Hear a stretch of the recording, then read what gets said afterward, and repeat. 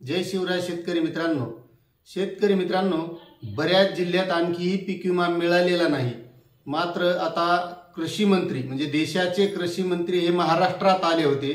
आता तुम्हाला माहित असेल की परळीमध्ये कृषी महोत्सव होता आणि ते कृषी महोत्सवानिमित्त तेथे आले आणि त्यांनी तिथून कंपनीला आदेश दिला की या जिल्ह्यातील शेतकऱ्यांचा पीक विमा द्या म्हणून। आता मित्रांनो, त्या जिल्ह्यातील शेतकऱ्यांनी तक्रारी केले नसतील का? प्रत्येक शेतकऱ्यांनी तक्रार केल्या। जवळपास त्या जिल्ह्यात 2 लाख शेतकऱ्यांनी तक्रारी केल्या आणि त्यांच्या तक्रारी ह्या पीक विमा कंपनीने स्वीकारल्या नाहीत आणि स्वीकारल्या नसून त्यांना त्यांचे 225 कोटी रुपये जवळपास विमा हा प्रलंबित होता त्या जिल्ह्याचा आणि त्या जिल्ह्याबद्दल आपण सविस्तर माहिती बघणार आहोत। त्यामुळे मित्रांनो, तुम्ही जर चॅनलवर नवीन असाल तर चॅनल सबस्क्राइब करा, कारण ज्या ज्या जिल्ह्याचा पीक विमा वितरित होणार आहे किंवा देण्याची घोषणा झालेली आहे अशा प्रत्येक जिल्ह्याची बातमी आपण माहिती या चॅनलच्या माध्यमातून आणणार आहोत। त्यामुळे तुम्ही जर नवीन असाल तर चॅनलला सबस्क्राइब करून घ्या, लाईक करा आणि इतरही शेतकरी बांधवांना ही माहिती शेअर करायला विसरू नका। कारण मित्रांनो, हे चॅनल जे आहे आपलं हे फक्त शेतकऱ्यांना माहिती देण्यासाठी आहे आणि माहिती ही नुसती माहिती नाही तर ती एकदम खरी माहिती, नाही तर उगा भापार्या नाही की उद्याच्या खात्यात येणार, संध्याकाळच्याला खात्यात येणार, पहाटच येणार, असं अजिबात नाही। जी सत्य माहिती आहे आणि ती सत्य माहिती देण्याचा आपण या चॅनलच्या माध्यमातून प्रयत्न करतो। त्यामुळे तुम्ही जर नवीन असाल तर चॅनलला सबस्क्राइब करून घ्या।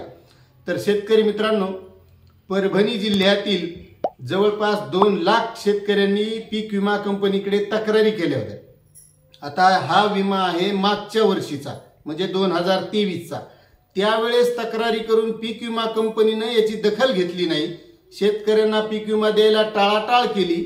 आता मित्रांनो, याच्या अगोदरही आपण असा एक व्हिडिओ बनवला होता की सरकारच्या किंवा मंत्र्याच्या रेट्यामुळे शेतकऱ्यांना पीक विमा मिळतोय, पण ह्या कंपन्या त्यांच्या मनानं जर शेतकऱ्यांनी तक्रारी केल्या, शेतकऱ्यांचं नुकसान झालंय आणि पीक विमा द्यायला तयार नाहीत, मग सरकारचा रेटा बसल्याच्या नंतर कसं काय द्यायला तयार होतात? मग त्यांना त्यांच्या मनानं देता येत नाही का? मग सरकारनं यांच्यावर चांगला वचक ठेवायला पाहिजे का नाही? म्हणून मित्रांनो, आता हे कृषी मंत्री आले देशाचे, परळीत कृषी महोत्सव झाला आणि 21 तारखेला नांदेडमध्ये परभणी जिल्ह्यातील शेतकऱ्यांनी त्यांच्याकडे तक्रारी केल्या की आमचा पीक विमा मिळालेला नाही। मग त्यावेळेस त्यांनी तिथे मीटिंग लावायला सांगितली। कृषी अधिकारी जे आहेत, जिल्हा कृषी अधिकारी, तेथील सर्वांची मीटिंग झाली आणि मग त्या मीटिंगमध्ये त्यांनी तसे निर्देश दिले की ज्या शेतकऱ्यांचा पीक विमा प्रलंबित आहे त्या प्रत्येक शेतकऱ्याला विमा द्या। मग ज्या शेतकऱ्यांनी तक्रारी केल्या होत्या मग त्याच वेळेस दिला असता तर हे पैसे शेतकऱ्यांना या वर्षीच्या पेरणी, पीक पाणी किंवा मागचे त्यांचे काही उन्हाळ्यातील घरगुती काम असतील अशा वेळेस हे पैसे त्यांना वापरायला मिळाले नसते का? आणि आता पुन्हा एक ह्याच कृषी मंत्र्यांना असा नियम केलाय, जर शेतकऱ्यांचा पीक विमा प्रलंबित ठेवला किंवा लवकर पीक विमा कंपनीने दिला नाही तर अशा वेळेस त्या पीक विमा कंपनीला 12% व्याजाने पैसे द्यावे लागतील। पण आता या वर्षीचे नाही, पुढच्या वर्षीपासून। मग आता मागच्या वर्षी एवढे दिवस हे शेतकऱ्यांचे पैसे रखडले गेले, मग आता त्यांना त्याचा काय फायदा आहे? काहीच नाही, जेवढे पैसे आहेत तेवढेच भेटणार आहेत। म्हणून आता पुढच्या वर्षीपासून या कृषी मंत्र्यांनी असं केलंय की जी पीक विमा कंपनी शेतकऱ्यांना लवकर पीक विमा देत नाही अशा वेळेस त्या पीक विमा कंपनीला 12% दंड लावायचा, म्हणजे 12% व्याज हे त्या शेतकऱ्यांना मिळणार आहे। म्हणून आता जे परभणी जिल्ह्यातील शेतकरी आहेत, या शेतकऱ्यांनी तिथे जाऊन कृषी मंत्र्यांशी चर्चा केली, त्यांना सांगितलं आमचा पीक विमा मिळाला नाही आणि मग त्यावेळेस कृषी मंत्र्यांनी हे आदेश दिले आणि आता परभणी जिल्ह्यातील 225 कोटी रुपयाचा पीक विमा मिळण्याचा मार्ग मोकळा झालेला आहे। तरी पण मित्रांनो, आता जेव्हा खात्यात येईल तेव्हा खरं, नाहीतर आता हे नुसत्या घोषणा करतात, निघून जातात, नंतर हे पीक विमा कंपनीवाले पुन्हा काय त्याच्यात घोळ घालतात, आता ते आपल्याला बघावंच लागेल। आणि मित्रांनो, परभणी जिल्ह्यामधल्या बऱ्याच शेतकऱ्यांचं नुकसान झालं होतं। परभणी जिल्ह्यात या जास्तीत जास्त कापसाचं पीक आहे आणि भरपाई ही सोयाबीनची मिळते। आता कापसाचं पण नुकसान झालेलं आहे, पण त्या कापसाचं काही या माहितीमध्ये दिलेलं नाही किंवा कृषी मंत्र्यांनी त्या कापसासंदर्भात आदेश दिलेले नाहीत, दिलेत सोयाबीनचे।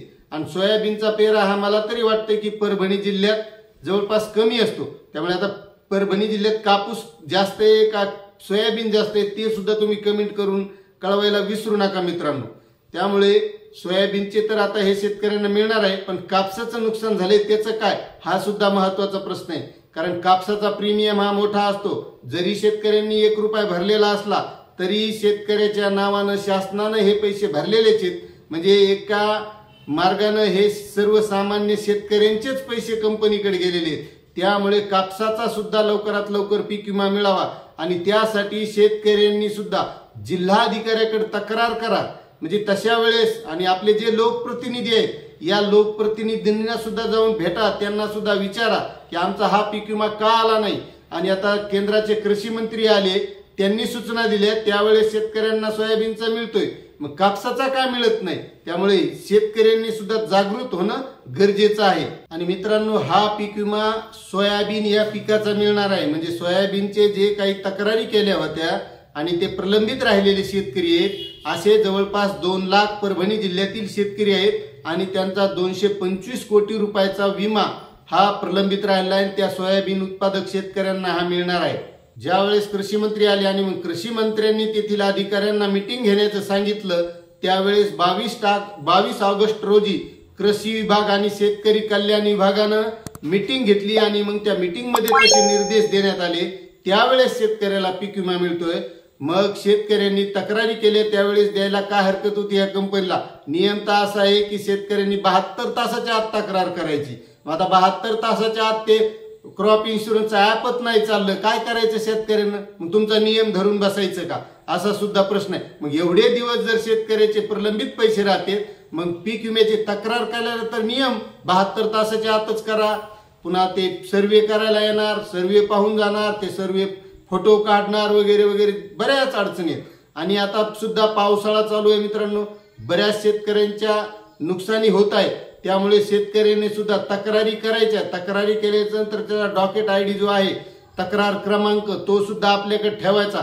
आणि सध्या जे नुकसान झालंय त्याचा लोकेशन सहित फोटो काढायचे, लोकेशन सहित व्हिडिओ करायचे आणि ते पण ठेवायचे. कारण पुढेही या विमा कंपन्या पुन्हा आपण आज तक्रार करू पण पुन्हा म्हणतील मग त्यावेळेस तुमचं त्यावेळेचे फोटो आहेत का किंवा काही आहे का, तक्रार क्रमांक आहे का, किंवा काही अडचणी आणू शकतात. त्यामुळे आपल्याकडेही त्या गोष्टी पुराव्या सहित असल्या पाहिजे. त्यामुळे मित्रांनो, अशी ही माहिती होती. आणि आता परभणी जिल्ह्यातील शेतकऱ्यांना 225 कोटी रुपये मिळण्याचा मार्ग मोकळा झालेला आहे आणि जवळपास 2 लाख शेतकरी आहेत.